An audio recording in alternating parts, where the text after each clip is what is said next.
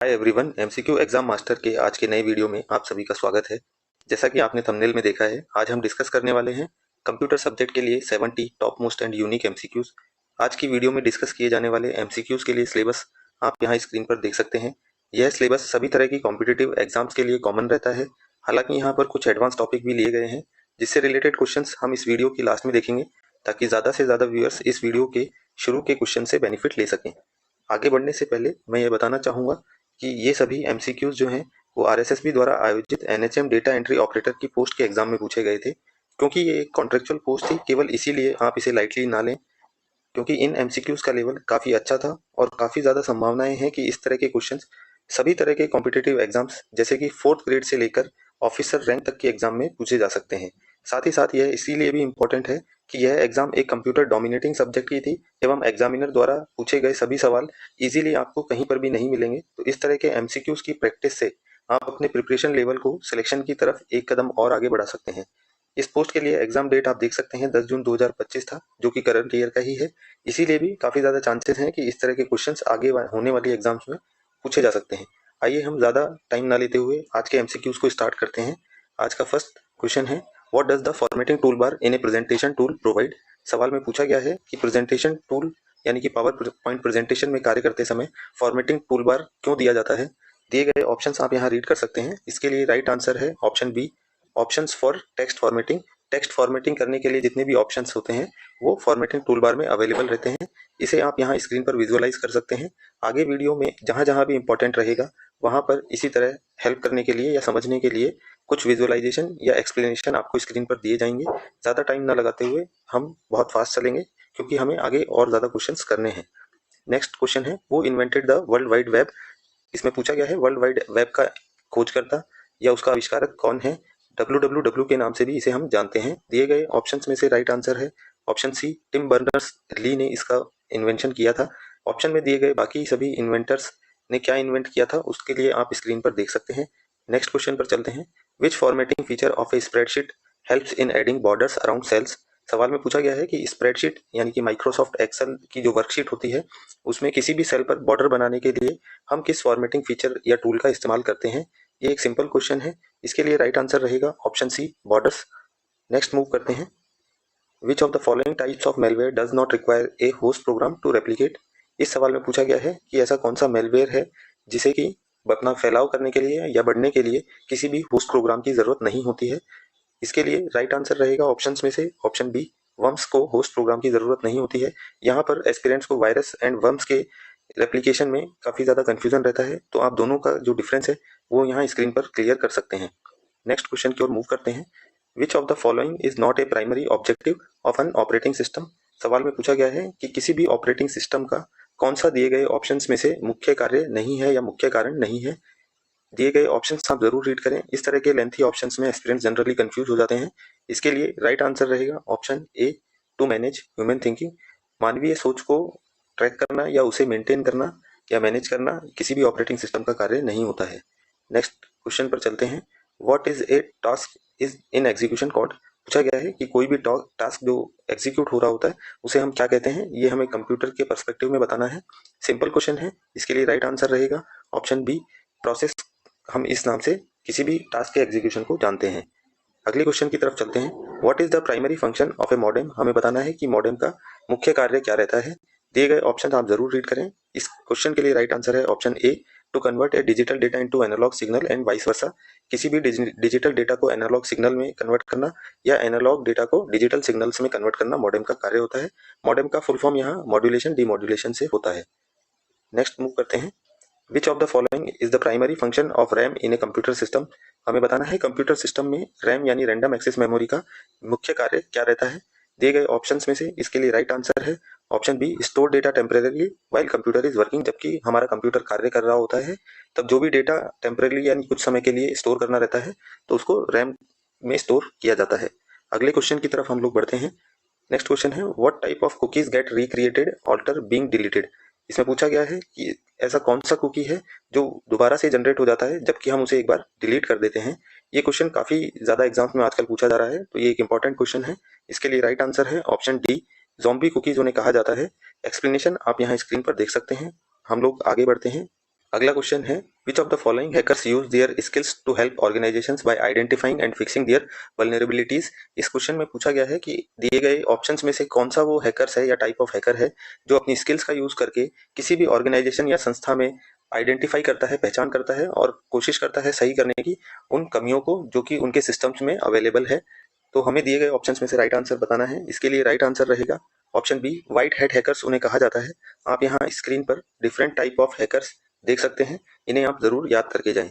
Next move करते हैं, which of the following transmission media carries signal in the form of light. सवाल में पूछा गया है कि ऐसा कौन सा ट्रांसमिशन मीडिया है जो कि किसी भी डेटा को सिग्नल्स के थ्रू लेके जाता है और वो सिग्नल्स जो हैं वो एक प्रकाश के किरणों के रूप में रहते हैं। दिए गए ऑप्शंस में से इसका आंसर ढूंढना काफी इजी है। उम्मीद है आप सभी ने इसका राइट आंसर ढूंढ लिया होगा। इसके लिए सही जवाब है option C, optic fibre cable के नाम से हम उसे जानते हैं। इसे शॉर्ट फॉर्म में ओएफसी भी कहा जाता है। डिफरेंट पार्ट आप यहाँ देख सकते हैं और इन सभी के कार्य आप यहाँ स्क्रीन पर देख सकते हैं। हम अगले क्वेश्चन की तरफ मूव करते हैं। वीडियो पॉज करके आप इन्हें समझ सकते हैं। नेक्स्ट क्वेश्चन है बैंडविड्थ इज मेजर्ड इन। पूछा गया है बैंडविड्थ को किस में नापा जाता है या मापा जाता है। इसके लिए राइट आंसर रहेगा ऑप्शन बी, हर्ट्ज में बैंडविड्थ को नापा जाता है। अब मूव करते हैं अगले क्वेश्चन की तरफ। Which component of the presentation tool provides options to view the slideshow, normal slide view and slide sorter view। सवाल में पूछा गया है कि ऐसा कौन सा कंपोनेंट है जो कि प्रेजेंटेशन टूल यानी पावर प्रेजेंटेशन में कार्य करते समय डिफरेंट व्यूज जो हैं वो दिखाता है। डिफरेंट व्यूज में यहाँ एग्जांपल के लिए दिए गए हैं slide show, normal slide view और स्लाइड सॉर्टर व्यू। इसके लिए राइट आंसर रहेगा ऑप्शन बी, व्यू बटन का यूज करके हम इन सभी व्यूज को देख सकते हैं। यहाँ आप स्क्रीन पर विजुअलाइज कर सकते हैं। ये भी एक इंपॉर्टेंट क्वेश्चन है पावर पॉइंट से रिलेटेड। नेक्स्ट क्वेश्चन की तरफ मूव करते हैं। अगला क्वेश्चन है which of the following is not an output device. काफी इजी है, इसका हिंदी ट्रांसलेशन की भी मुझे लगता है जरूरत नहीं होगी। इसके लिए राइट आंसर है ऑप्शन बी, कीबोर्ड, क्योंकि ये एक इनपुट डिवाइस है। अगले क्वेश्चन की तरफ हम लोग बढ़ते हैं। Which of the following is a characteristics of mesh topology. इसमें पूछा गया है कि मैश टोपोलॉजी का क्या विशेषताएं होती हैं। दिए गए ऑप्शंस में से हमें चूज करना है। आप सभी ऑप्शंस को वन बाय वन जरूर रीड करें। इसके लिए राइट आंसर रहेगा option B, each device is connected to every other device. जितनी भी हमें डिवाइसेस दी गई हैं वो सभी एक दूसरे के साथ अगर कनेक्टेड हैं तो उसे मैश टोपोलॉजी कहा जाता है। डिफरेंट टाइप ऑफ टोपोलॉजीज आप यहाँ स्क्रीन पर देख सकते हैं और विजुअलाइज कर सकते हैं। नेक्स्ट क्वेश्चन की तरफ मूव करते हैं। Which of the following is not A type of computer network based on geographical area and data transfer rate. पूछा गया है कि दिए गए ऑप्शंस में से ऐसा कौन सा कंप्यूटर नेटवर्क नहीं है जो कि जियोग्राफिकल एरिया, भौतिक क्षेत्र जिसे हम कह सकते हैं, और डेटा ट्रांसफर रेट के ऊपर डिपेंड नहीं करता है। दिए गए ऑप्शंस में से राइट आंसर रहेगा ऑप्शन डी, जैन। इस टाइप का कोई भी कंप्यूटर नेटवर्क नहीं हो सकता है। आप यहाँ स्क्रीन पर जितने भी नेटवर्क्स अवेलेबल हैं मोस्टली उन सभी के नाम आप यहाँ देख सकते हैं। मैं रिक्वेस्ट करूंगा कि इनके शॉर्ट फॉर्म और कंप्लीट नेम दोनों आप याद करके जाएं, क्योंकि एग्जाम्स में इनकी फुल फॉर्म्स भी मोस्टली पूछी जाती है। हम बढ़ते हैं अगले क्वेश्चन की तरफ, जिसमें पूछा गया है how can text be formatted on the slides in PowerPoint. ये क्वेश्चन हम शायद पहले भी कर चुके हैं। इसका ट्रांसलेशन है कि हमें बताना है कि पावर पॉइंट में जो स्लाइड्स में टेक्स्ट होता है अवेलेबल, उसकी फॉर्मेटिंग हम किस टूल की सहायता से कर सकते हैं या कैसे कर सकते हैं। दिए गए ऑप्शंस में से राइट आंसर है option C, using font, bullets and alignment options. ये सभी फॉर्मेटिंग टैब में अवेलेबल होते हैं, जैसा कि हमने पीछे देखा था। नेक्स्ट क्वेश्चन की तरफ मूव करते हैं। Which software tool was design to help typist in providing advance short hand techniques. पूछा गया है सवाल में कि ऐसा कौन सा सॉफ्टवेयर टूल है जो कि डिजाइन किया गया है इसलिए कि जो टाइपिस्ट हैं वो उन्हें एडवांस शॉर्ट हैंड टेक्निक्स, यानी शॉर्ट हैंड टेक्निक्स आपने देखा होगा कि जो जर्नलिस्ट होते हैं या और भी जो टाइपिस्ट होते हैं वो सभी टाइप करने के लिए शॉर्ट हैंड टेक्निक्स का यूज करते हैं। तो ये सभी टेक्निक्स जो है किस सॉफ्टवेयर टूल में अवेलेबल रहती हैं। दिए गए ऑप्शंस में से हमें बताना है। हालांकि इस तरह के काफी सारे टूल्स अवेलेबल हैं मार्केट में, पर हमारे पास यहाँ लिमिटेड ऑप्शंस हैं और उन्हीं में से हमें राइट आंसर देखना है। तो राइट आंसर रहेगा ऑप्शन बी, वर्ड प्रोसेसिंग उस टाइप का सॉफ्टवेयर है। नेक्स्ट मूव करते हैं। अगले क्वेश्चन में पूछा गया है what function would you use to find the largest number in a range of cells. तो जहां भी आप सेल्स देखें वर्ड, आप ये समझ लें कि वो माइक्रोसॉफ्ट एक्सेल का ही सवाल है। तो यहाँ पूछा गया है कि हमारे पास एक रेंज है सेल्स की और वहाँ पे काफी सारे नंबर लिखे गए हैं, तो उनमें से अगर हमें सबसे बड़ा नंबर आइडेंटिफाई करना है, ढूंढ के निकालना है, तो हम किस फंक्शन का यूज कर सकते हैं। इसके लिए अगर आप कॉमन सेंस भी यूज करेंगे तो भी इसका आप राइट आंसर दे पाएंगे। इसके लिए राइट आंसर रहेगा ऑप्शन सी, मैक्स का हम यूज करेंगे। यहाँ आप स्क्रीन पर सॉल्यूशन देख सकते हैं। अगले क्वेश्चन की तरफ मूव करते हैं, जहां पूछा गया है what is required to insert a media clip, audio और video in Microsoft PowerPoint. पूछा गया है माइक्रोसॉफ्ट पावर पॉइंट में अगर हमें कोई मीडिया क्लिप इंसर्ट करनी है, वो ऑडियो या वीडियो किसी भी फॉर्मेट में हो सकती है, तो हमें किस चीज की जरूरत होगी दिए गए ऑप्शंस में से। आप सभी ऑप्शंस रीड करें। इसके लिए राइट आंसर रहेगा option B, the clip must be a part of Microsoft clip organiser. Microsoft में पावर पॉइंट में क्लिप ऑर्गेनाइजर होता है, वहाँ पर ये ऑडियो और वीडियो क्लिप जो है वो अवेलेबल रहनी चाहिए। हालांकि आज के समय के या लेटेस्ट वर्जन में देखेंगे तो आप डायरेक्टली क्लाउड के थ्रू भी इन क्लिप्स को अपलोड कर सकते हैं, पर क्योंकि अगर मोस्ट अप्रोप्रिएट ऑप्शंस की बात की जा रही है तो ऑप्शन भी यहाँ पर राइट फिट बैठता है। अगले क्वेश्चन की तरफ मूव करते हैं। Which of the following is an example of B2C commerce. हमें बताना है इस सवाल में कि दिए गए ऑप्शंस में से कौन सा B2C कॉमर्स का एग्जांपल है। B2C यहाँ बिजनेस टू कंज्यूमर कहा जाता है। इसके लिए राइट आंसर रहेगा option B. Online shopping platform जितने भी हैं हमारे पास में, अमेजॉन, फ्लिपकार्ट, ये सभी B2C की कैटेगरी के अंदर आते हैं, यानी बिजनेस टू कंज्यूमर ये वर्क करते हैं। Different type of e commerce आप यहाँ स्क्रीन पर देख सकते हैं और इनके रिलेशन को भी आप यहाँ समझ सकते हैं। वीडियो पॉज करके आप इन सभी को लर्न करके जरूर जाएं। नेक्स्ट क्वेश्चन की ओर हम लोग मूव करते हैं। Which company has developed chat GPT. हमें बताना है कि चैट जीपीटी को किस कंपनी ने डेवलप किया है। आज के समय में अगर सबसे ज़्यादा यूज होने वाला कोई आर्टिफिशियल इंटेलिजेंस का प्लेटफॉर्म है तो वो चैट जीपीटी ही है। होपफुली आप सभी ने इसका नाम सुन लिया होगा। इसके लिए राइट आंसर है option D. Open AI company के द्वारा चैट जीपीटी को डेवलप किया गया है। अगले क्वेश्चन की तरफ मूव करते हैं। How can you resize A column और रो in a table in spreadsheet tool. ये भी MS एक्सेल से लिया गया है, क्योंकि यहाँ आप देख सकते हैं स्प्रेडशीट टूल का यूज किया गया है क्वेश्चन में। स्प्रेडशीट में हमें पूछा गया है कि कोई भी अगर कॉलम या रो है और हमें उसे रिसाइज करना है, यानी कि उसकी विड्थ या लेंथ में हमें चेंज करना है, तो हम किस मेथड का यूज कर सकते हैं दिए गए ऑप्शंस में से। आप सभी ऑप्शन यहाँ पर रीड करें। इसके लिए राइट आंसर हम देख लेते हैं। ऑप्शन सी इसके लिए सही जवाब है, bye dragging the mouse pointer on the raw और कॉलम सेपरेटर। इमेज में आप देख पाएंगे कि जो भी सेपरेटर होता है टू कॉलम्स या रो के बिटवीन में, उसे हम माउस पॉइंटर की सहायता से ड्रैग करके उसको रिसाइज कर सकते हैं। हालांकि इसको रिसाइज करने के लिए और भी मेथड्स अवेलेबल रहते हैं, बट यहाँ ऑप्शन में इसके लिए राइट आंसर यही है, ऑप्शन सी। हम अगले क्वेश्चन की तरफ मूव करते हैं, जहां पूछा गया है what does justify alignment do in word processing tool. हमें यहाँ बताना है कि वर्ड प्रोसेसिंग माइक्रोसॉफ्ट वर्ड में कार्य करते समय जस्टिफाई नेम का जो अलाइनमेंट रहता है वो क्या टास्क परफॉर्म करता है। दिए गए ऑप्शंस में से आपके लिए यहाँ राइट आंसर रहेगा ऑप्शन डी, जिसमें कहा गया है align text to both left and right except the left line. इसमें कहा गया है कि जो पैराग्राफ हमारे पास अवेलेबल है उसमें अगर हम जस्टिफाई अलाइनमेंट को इम्प्लीमेंट करते हैं तो वो पैराग्राफ जो है वो लेफ्ट और राइट मार्जिन से इक्वली एडजस्ट हो जाएगा। साथ ही साथ जो लास्ट लाइन है पैराग्राफ की उसके अलावा, यानी कि बाकी जो लाइन है वो एडजस्ट हो जाएगी, बट जो लास्ट लाइन है वो वैसी की वैसी एज इट इज रहेगी। आप यहाँ स्क्रीन पर इसका एग्जाम्पल देख सकते हैं और इस चीज को याद भी कर सकते हैं। हम लोग अगले क्वेश्चन की तरफ मूव करते हैं, जहाँ कहा गया है which language is machine independent. हमें बताना है कि दिए गई ऑप्शंस में से ऐसी कौन सी लैंग्वेज है जो मशीन इंडिपेंडेंट है, यानी मशीन पर निर्भर नहीं करती है। दिए गए ऑप्शंस में से राइट आंसर रहेगा option C. High level languages machine independent languages होती हैं, जैसे कि C++, जावा, पाइथन, ये सभी हमारी हाई लेवल लैंग्वेजेस हैं। हम अगले क्वेश्चन की ओर मूव करते हैं। इस क्वेश्चन में पूछा गया है अन असेंबलर चेंजेस। हमें बताना है कि जो असेंबलर है वो क्या चेंज करता है। तो दिए गए ऑप्शन आप जरूर रीड करें, इनमें भी काफी ज्यादा कंफ्यूजन रहता है, तो आप यहाँ क्लियर करके रखें। इसके लिए राइट आंसर रहेगा ऑप्शन ए। एक असेंबलर असेंबली लैंग्वेज को मशीन लैंग्वेज में कन्वर्ट करने के लिए यूज किया जाता है। अगले क्वेश्चन की तरफ मूव करते हैं। Which of the following section does not exist in A slide layout. हमें बताना है कि पावर पॉइंट प्रेजेंटेशन में कार्य करते समय स्लाइड लेआउट के अंदर नीचे दिए गए ऑप्शन में से कौन सा सेक्शन जो है वो स्लाइड लेआउट में अवेलेबल नहीं रहता है। तो आप यहाँ ऑप्शन रीड करें। इसके लिए राइट आंसर है ऑप्शन डी। एनिमेशन जो है वो किसी भी स्लाइड लेआउट में अवेलेबल नहीं होता है, वो हमें एडिशनली बाद में ऐड करना पड़ता है इन बिटवीन स्लाइड्स। यहाँ पर हम देख पाएंगे एक स्लाइड लेआउट दिया गया है ब्लैंक स्लाइड का, जिसमें आप देखेंगे कि टाइटल ऐड करने के लिए, टेक्स्ट ऐड करने के लिए स्पेस अवेलेबल रहता है। और यहाँ आप रेड बॉक्स में देख पाएंगे कि different type of chart, images add करने के लिए, हाइपरलिंक ऐड करने के लिए भी यहाँ पर ऑप्शंस रहते हैं, बट एनिमेशन यहाँ पर नहीं होता है। हम लोग मूव करते हैं अगले क्वेश्चन की तरफ, जहाँ पूछा गया है which view is used during the actual presentation. जब भी हम एक्चुअल प्रेजेंट कर रहे होते हैं किसी को, तब हमें कौन सा व्यू जो है वो यूज करना चाहिए दिए गए ऑप्शंस में से। ये काफी इजी है, राइट आंसर है, बट मोस्ट एस्पिरेंट जो है वो यहाँ पर भी कंफ्यूज हो सकते हैं। इसके लिए राइट आंसर है option C, slide show view. Next question की ओर मूव करते हैं। How can slide transition be applied to a presentation. इस सवाल में पूछा गया है कि कोई भी स्लाइड ट्रांजिशन जो है उसे कैसे अप्लाई किया जा सकता है। यहाँ पर बहुत सारे कैंडिडेट्स जो हैं वो ट्रांजिशन और एनिमेशन में कंफ्यूज हो सकते हैं, इसीलिए हमने स्टार्टिंग में देखा था कि ये वाला जो एग्जाम है और इसके जो MCQs हैं वो काफ़ी सिंपल होते हुए बहुत ज़्यादा ट्रिकी हैं और एस्पिरेंट्स को कंफ्यूज कर सकते हैं। यहाँ पर हमें स्लाइड ट्रांजिशन से रिलेटेड जो स्टेटमेंट है राइट, वो हमें यहाँ चूज करनी है, और इसके लिए राइट आंसर है option D. Bye selecting A slide and choosing a transition effect. हम जहाँ पर भी हमें ट्रांजिशन इफेक्ट इनपुट करना है उस स्लाइड को हम सेलेक्ट करेंगे और एक ट्रांजिशन इफेक्ट जो भी हमें डिजायर्ड है वो हम वहाँ पर सेलेक्ट कर सकते हैं, चूज कर सकते हैं। अभी यहाँ आपने स्क्रीन पर जो देखा है ये इफेक्ट ट्रांजिशन का ही है, स्क्रीन पर आप विजुअलाइज कर सकते हैं कि हम किस तरह से ट्रांजिशन इफेक्ट को ऐड कर सकते हैं।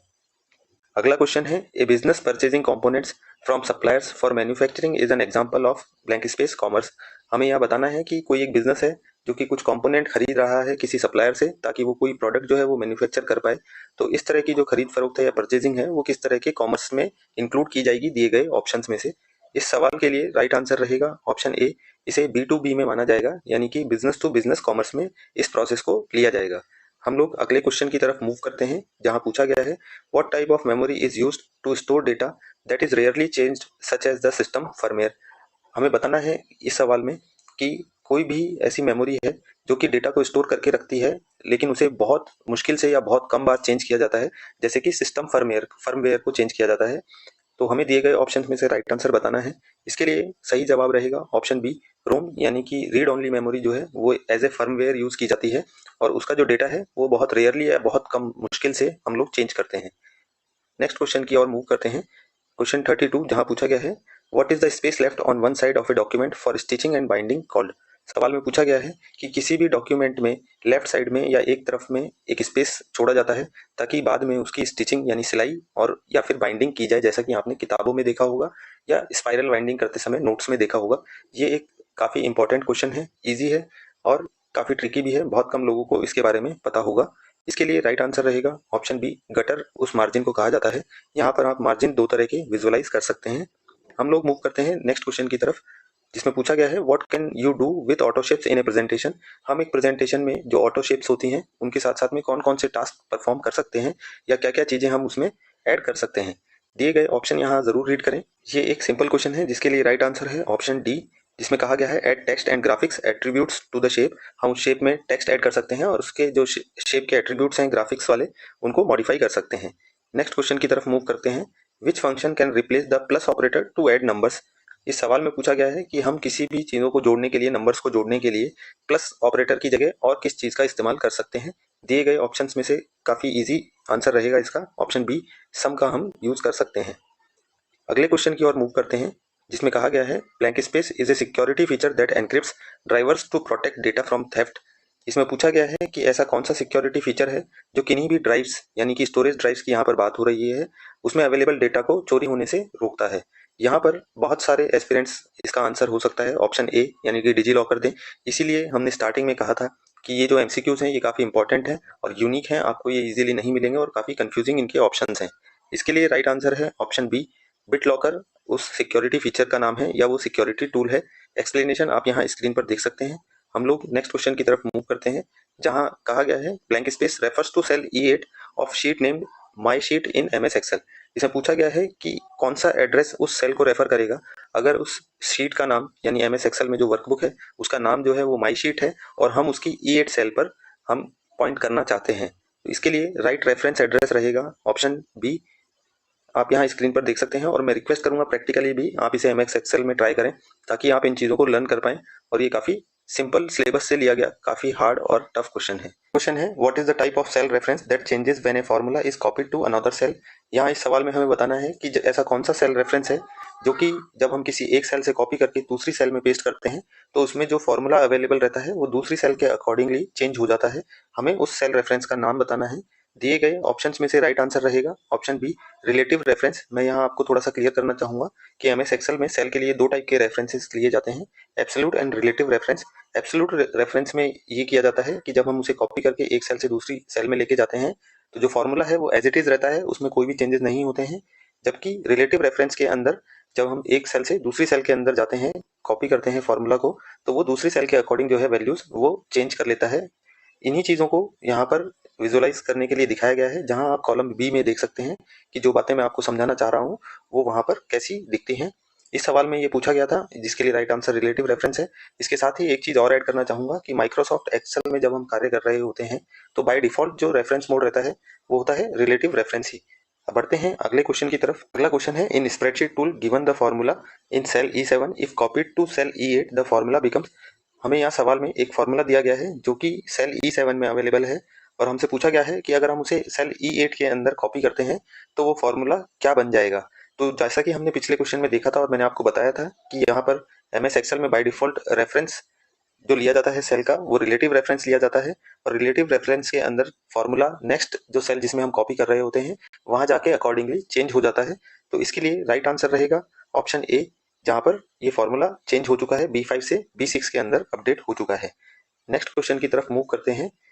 The shortcut key to undo and redo the last action is and respectively. हमें यहाँ बताना है कि अंडू और रीडू के लिए जो भी हम लास्ट एक्शन कर रहे हैं तो उसके लिए कौन सी शॉर्टकट की का इस्तेमाल किया जाता है। यहाँ पर ऑप्शन मैंने जानबूझकर कुछ चेंज किए हैं और इसके लिए अगर राइट आंसर आपका ऑप्शन ए है तो ये बिल्कुल गलत है, क्योंकि यहाँ पर एस्पिरेंट कंफ्यूज हो जाते हैं अंडू और रीडू में। इसके लिए राइट आंसर रहेगा option D, control Z and control Y. Control Z का यूज हम अंडू के लिए करते हैं और कंट्रोल वाई का रीडू के लिए करते हैं। इस चीज को आप हमेशा क्लियर करके रखें, ये चीजें कंफ्यूजन वाली होती हैं और एग्जामिनर इस तरह के क्वेश्चन को इसीलिए पूछता है ताकि आप फ्री में माइनस मार्किंग अपनी ले लें इन क्वेश्चन से। नेक्स्ट क्वेश्चन की तरफ मूव करते हैं। Which of the following feature is use to check the grammatical mistake in MS Word. सवाल में पूछा गया है कि एमएस वर्ड में अगर हमें ग्रामेटिकल यानी कि व्याकरण से संबंधित कोई एरर हमें देखनी है तो हम किस फीचर का यूज करेंगे चेक करने के लिए। इसके लिए राइट आंसर रहेगा option C, spelling and grammar feature का हम यूज करेंगे। इसके लिए मैं बताना चाहूंगा शॉर्टकट की हम यूज करते हैं F7 यानी फंक्शन 7 की का हम यूज करके हम इस टास्क को परफॉर्म कर सकते हैं, ग्रामर चेक को। नेक्स्ट मूव करते हैं। What should a strong password consist of. पूछा गया है कि किसी भी स्ट्रॉन्ग पासवर्ड को बनाने के लिए उसमें क्या क्या होना चाहिए। ये एक जरूरी और जनरल लाइफ से जुड़ा हुआ सवाल है, उम्मीद है आप सभी को इसका आंसर पता होगा। इसके लिए राइट आंसर है ऑप्शन डी, जहां लेटर्स, नंबर और स्पेशल कैरेक्टर्स का यूज करके हम एक स्ट्रॉन्ग पासवर्ड बना सकते हैं। अगले क्वेश्चन की तरफ मूव करते हैं जिसमें पूछा गया है कि latest communication technology FSO stand for. हमें बताना है कि एक लेटेस्ट कम्युनिकेशन टेक्नोलॉजी है जिसका शॉर्ट फॉर्म है FSO, उसका फुल मीनिंग क्या रहेगा। दिए गए ऑप्शन आप जरूर रीड करें। हम लोग इसके लिए राइट आंसर देखते हैं। ऑप्शन डी इसका राइट आंसर है, जिसमें कहा गया है FSO मीनिंग करता है फ्री स्पेस ऑप्टिकल कम्युनिकेशन से। नेक्स्ट क्वेश्चन की तरफ मूव करते हैं जहां पूछा गया है how does computer virus typically spread. पूछा गया है कि कंप्यूटर वायरस किस तरह से फैलता है या फैलाव करता है। दिए गए ऑप्शन जरूर रीड करें, ये काफी कंफ्यूजिंग हो सकते हैं। इसके लिए राइट आंसर है option D, by attaching itself to executable file. कोई भी फाइल कंप्यूटर सिस्टम में जो एग्जीक्यूट हो सकती है उसके साथ में अटैच होके जो मेलवेयर है या वायरस है वो अपने आप को बढ़ाते हैं। नेक्स्ट मूव करते हैं। अगला सवाल है blank space is a network filter that monitors and regulates network traffic based on predefined security rules.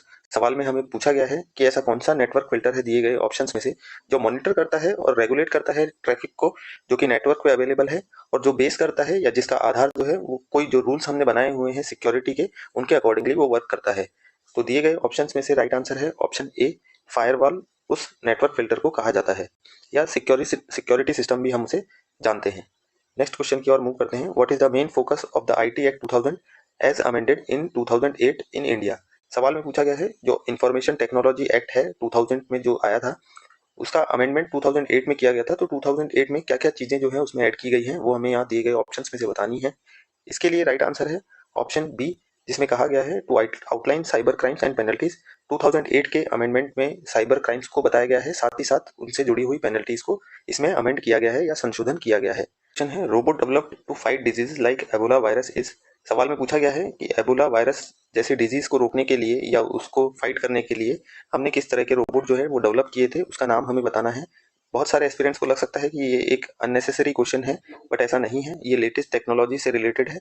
इस रोबोट में UVC का यूज किया गया था, अल्ट्रावायलेट लाइट्स का यूज किया गया था इन वायरसेस को किल करने के लिए। और इस तरह के कई नाम के रोबोट्स बनाए गए थे, बट उनमें से एक हमें राइट बताना है। तो दिए गए ऑप्शंस में से राइट आंसर है ऑप्शन ए, सोल रोबोट उन्हीं में से एक रोबोट का नाम है। नेक्स्ट क्वेश्चन की तरफ मूव करते हैं। अगला सवाल है एज पर National Institute of Standards and Technology NIST how many essential characteristics are there in cloud computing model.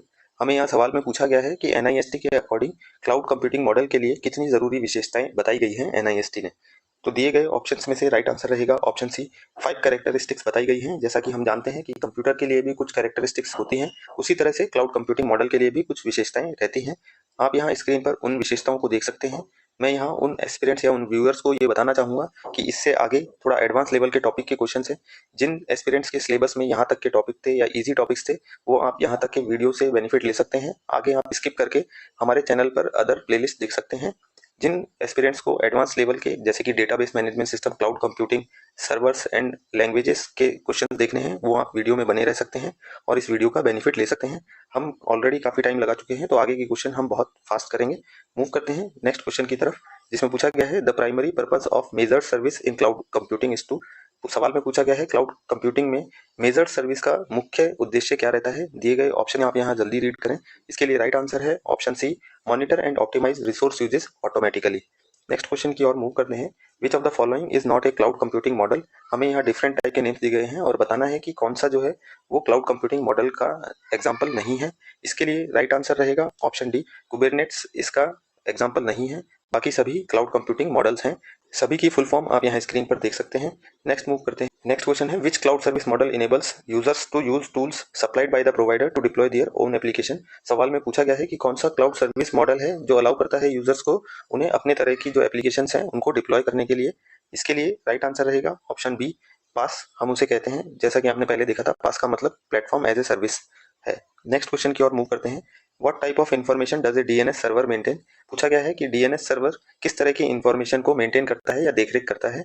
दिए गए ऑप्शंस आप यहाँ रीड करें। राइट आंसर रहेगा option C, a database of domain names and their corresponding IP address. Domain names और उनके साथ जुड़े हुए आईपी एड्रेसेस को ये डीएनएस सर्वर जो है वो मेंटेन करता है। अगले क्वेश्चन की ओर मूव करते हैं जहां पूछा गया है which server is responsible for converting a domain name into its correct corresponding IP address. हमें यहाँ बताना है कि कौन सा सर्वर रेस्पॉन्सिबल रहता है कन्वर्ट करने के लिए जब हम कोई डोमेन नेम को उसके कॉरस्पॉन्डिंग आईपी एड्रेस में कन्वर्ट कर रहे होते हैं। पिछले क्वेश्चन में हमने इसका एक्सप्लेनेशन देखा है। राइट आंसर है ऑप्शन बी, डीएनएस सर्वर के नाम से जानते हैं। अगले क्वेश्चन की ओर मुड़ते हैं। नेक्स्ट क्वेश्चन है what is the process of connecting A domain name into it's corresponding IP address called. इसमें पूछा गया है सवाल में कि ऐसा कौन सा प्रोसेस है जिसकी वजह से किसी भी डोमेन नेम को उसके कॉरस्पॉन्डिंग आईपी एड्रेस के साथ में कनेक्ट करके रखा जाता है। इस क्वेश्चन के लिए राइट आंसर ऑप्शन ए जिसने भी दिया है वो गलत आंसर है। आप पिछले क्वेश्चंस में अगर आप देखेंगे तो डिफरेंस आप समझ के चले। यहाँ पर पिछले क्वेश्चंस में हमने जो बात की है वो बात की है कि जो डोमेन नेम है और आईपी एड्रेस है उन्हें या तो मेंटेन करने की हमने बात की है या हमने कन्वर्ट करने की बात की है। यहाँ पर अगर हमें कनेक्शन स्टेब्लिश करके रखना है तो हम उसमें डीएनएस यानी डोमेन नेम सिस्टम की जगह इसके लिए राइट आंसर रहेगा डोमेन नेम रिजोल्यूशन। ये प्रोसेस डोमेन नेम रिजोल्यूशन के नाम से जाना जाता है। तो करेक्ट आंसर रहेगा ऑप्शन बी। नेक्स्ट क्वेश्चन की ओर मूव करते हैं। How many root servers are there at the top level in the DNS server hierarchy. हमें बताना है कि डीएनएस सर्वर के टॉप लेवल में कितने टाइप की जो रूट सर्वर्स होते हैं वो अवेलेबल रहते हैं। इसके लिए राइट आंसर है ऑप्शन सी, 13 टाइप के रूट सर्वर्स अवेलेबल रहते हैं। नेक्स्ट क्वेश्चन की ओर मूव करते हैं जिसमें कहा गया है in spreadsheet tool if the value of the lookup value is not found in the table array what type of error will you get. इसमें कहा गया है किसी भी स्प्रेडशीट में अगर हम लुकअप वैल्यू देखते हैं और किसी भी टेबल में हमें वो नहीं मिलती है तो किस तरह की एरर जो है वो शो की जाएगी। इसके लिए राइट आंसर रहेगा ऑप्शन ए, एनए यानी नॉट अवेलेबल टाइप की एरर हमें दिखाई देगी। बढ़ते हैं अगले क्वेश्चन की तरफ जहां पूछा गया है in the relational database model how are tables related to each other. पूछा गया है आरडीबीएमएस में जितनी भी टेबल्स होती हैं वो एक दूसरे से किस तरह से रिलेट करती हैं। ऑप्शन आप यहाँ जरूर रीड करें। इसके लिए राइट आंसर रहेगा option B, through the use of common fields. Common fields का यूज करके ये टेबल जो है एक दूसरे से रिलेट करती हैं। आप यहाँ स्क्रीन पर एक टेबल का स्ट्रक्चर देख सकते हैं। ये नेम्स आप यहाँ पर लर्न कर लें। आगे हम डीबीएमएस के क्वेश्चन देखेंगे। नेक्स्ट क्वेश्चन है विच की uniquely identifies tuples in a relation and is chosen by the database designer. सवाल में पूछा गया है कि डेटाबेस डिजाइनर के द्वारा चूज की जाने वाली वो कौन सी कीज हैं जिन्हें यूनिकली आइडेंटिफाई किया जाता है टपल्स के लिए। तो इसके लिए राइट आंसर रहेगा ऑप्शन बी, प्राइमरी की के नाम से उन कीज को जाना जाता है। अगले क्वेश्चन की ओर मूव करते हैं जहां पूछा गया है what is the primary purpose of a foreign की। फॉरेन की का हमें यहाँ मीनिंग बताना है या उसका मेन ऑब्जेक्टिव हमें बताना है। इसके लिए राइट आंसर रहेगा option B, to build relationship between two tables. किन्हीं भी दो टेबल्स के बीच में हमें रिलेशन बताना है तो फॉरेन की का इस्तेमाल किया जाता है। अगले क्वेश्चन की ओर मूव करते हैं what is the primary purpose of A primary की इन ए रिलेशनल डेटाबेस। आरडीबीएमएस के अंदर हमें प्राइमरी की का मुख्य उद्देश्य बताना है। हम इस क्वेश्चन को पहले देख चुके हैं, उसी का कन्वर्टेड रूप ये है। जिसके लिए राइट आंसर रहेगा ऑप्शन बी। दिए गए ऑप्शंस में से ये सबसे ज्यादा सुटेबल है जिसमें कहा गया है to uniquely identify a row in a table. Next question की ओर मूव करते हैं database systems minimises database redundancy by data. हमें यहाँ सवाल में बताना है कि डेटाबेस सिस्टम कौन सी मेथड का यूज करते हैं जिससे कि जो डेटाबेस है उसमें रेडुडेंसी को कम किया जाए। यहाँ रेडुडेंसी का मीनिंग पुनरावृत्ति है जिसका मतलब ये होता है कि एक ही डाटा दो या दो से अधिक बार किसी भी डेटाबेस में राइट ना किया जा सके। इसके लिए राइट आंसर है ऑप्शन ए, नॉर्मलाइजेशन का यूज किया जाता है। एक्सप्लेनेशन आप यहाँ स्क्रीन पर देख सकते हैं। बढ़ते हैं अगले क्वेश्चन की तरफ जिसमें पूछा गया है what is a composite key. Composite key का हमें यहाँ मीनिंग बताना है। ऑप्शन आप यहाँ जरूर रीड करें। ये सारे वन लाइनर क्वेश्चंस हैं। इसके लिए राइट आंसर है option B, a combination of multiple fields used to uniquely identify a record. Next question की तरफ मूव करते हैं where does database schema is stored in. पूछा गया है डेटाबेस स्कीमा को कहाँ पर स्टोर किया जाता है। इसके लिए राइट आंसर है ऑप्शन डी, डेटाबेस कैटलॉग में स्टोर किया जाता है। बढ़ते हैं अगले सवाल की तरफ। जहां पूछा गया है which SQL statement is used to insert a new record into table. किसी भी टेबल में नया रिकॉर्ड हमें इनपुट करने के लिए या इंसर्ट करने के लिए हम किस स्टेटमेंट का, एसक्यूएल स्टेटमेंट का यूज करेंगे दिए गए ऑप्शंस में से। इसके लिए राइट आंसर रहेगा ऑप्शन ए, इंसर्ट इनटू का यूज करके हम किसी भी टेबल में कोई रिकॉर्ड या नया रिकॉर्ड जो है वो इंसर्ट कर सकते हैं। नेक्स्ट क्वेश्चन की तरफ मूव करते हैं। In Linux operating system which of this is not used in the form of A communication command. पूछा गया है लिनक्स ऑपरेटिंग सिस्टम में हम किस कमांड का यूज जो है वो as a communication, form of communication नहीं कर सकते हैं। इसके लिए राइट आंसर रहेगा ऑप्शन डी, ग्रेप कमांड का यूज नहीं किया जाता है। नेक्स्ट क्वेश्चन की तरफ बढ़ते हैं। यहाँ पर दो ब्लैंक स्पेस दिए गए हैं और पूछा गया है कि physical tag and its equivalent logical tag respectively use to make the text bold in HTML. कि हमें एचटीएमएल लैंग्वेज में अगर किसी भी टेक्स्ट को बोल्ड करना है तो लॉजिकली अगर हम बोल्ड करना चाहते हैं तो उसके कॉरेस्पॉन्डेंस में जो फिजिकल टैग है वो हम कौन से यूज करेंगे। तो दिए गए ऑप्शंस में से राइट आंसर है option A, B and strong का यूज कर सकते हैं। नेक्स्ट क्वेश्चन की ओर मूव करते हैं। What is the correct way to comment a single line in a Python. पूछा गया है कि पाइथन के अंदर सिंगल लाइन के कमेंट के लिए कौन सा सही ऑप्शन है। दिए गए ऑप्शंस में से राइट आंसर है ऑप्शन बी, हैश का यूज कर सकते हैं। नेक्स्ट क्वेश्चन की ओर मूव करते हैं। In Python programming which error raised when the request module definition is not found. पूछा गया है पाइथन प्रोग्रामिंग करते समय कौन सा एरर जो है वो रेज किया जाएगा या दिखाया जाएगा जब भी हम कोई रिक्वेस्ट मॉड्यूल डेफिनेशन दे रहे हैं तो वो फाउंड नहीं कर पा रहा है सिस्टम। तो उसके लिए राइट आंसर रहेगा option C, import error show की जाएगी। नेक्स्ट क्वेश्चन की ओर मूव करते हैं। What is the default value of a character variable in Java. पूछा गया है कि कैरेक्टर वेरिएबल की क्या डिफॉल्ट वैल्यू रहती है जावा लैंग्वेज में। इसके लिए राइट आंसर रहेगा ऑप्शन ए, नल कैरेक्टर। अगले क्वेश्चन की ओर बढ़ते हैं। In Java which loop constructs guarantees that the loop body is executed at least once. हमें बताना है कि जावा लैंग्वेज के अंदर ऐसा कौन सा लूप है जो कि ये कम से कम गारंटी करता है कि वो एक बार रन जरूर करेगा या एक लूप जरूर परफॉर्म करेगा। उसके लिए राइट आंसर रहेगा दिए गए ऑप्शन में से option B, do while loop उस तरह का लूप होता है। बढ़ते हैं अगले क्वेश्चन की तरफ जहाँ कहा गया है which of the following type of inheritance is not directly implemented in Java. हमें बताना है कौन से टाइप का इनहेरिटेंस जो है वो डायरेक्टली इंप्लीमेंट नहीं किया जाता है जावा लैंग्वेज के अंदर। दिए गए ऑप्शन आप यहाँ रीड कर सकते हैं। इसके लिए राइट आंसर है ऑप्शन बी, मल्टीपल इनहेरिटेंस। यहाँ पर एक क्वेश्चन और एज ए बोनस दिया गया है जिसमें पूछा गया है how are dictionary elements accessed in Python. Python के अंदर डिक्शनरी एलिमेंट्स को एक्सेस करने के लिए क्या यूज किया जा सकता है या हम किस तरह से एक्सेस कर सकते हैं। दिए गए ऑप्शन में से राइट आंसर रहेगा ऑप्शन सी, यूजिंग कीज। और आज के क्वेश्चन इसी सवाल के साथ में एंड होते हैं। आपको वीडियो अच्छा लगा हो तो जरूर लाइक करें और दोस्तों के साथ शेयर करें, चैनल को सब्सक्राइब करें। Thank you for watching the video. Hopefully आपको ये वीडियो अच्छा लगा होगा और आप इससे बेनिफिट ले पाएंगे। इसी तरह के और भी एमसीक्यूज देखने के लिए आप हमारे चैनल पर प्लेलिस्ट विजिट कर सकते हैं। Again thank you for watching.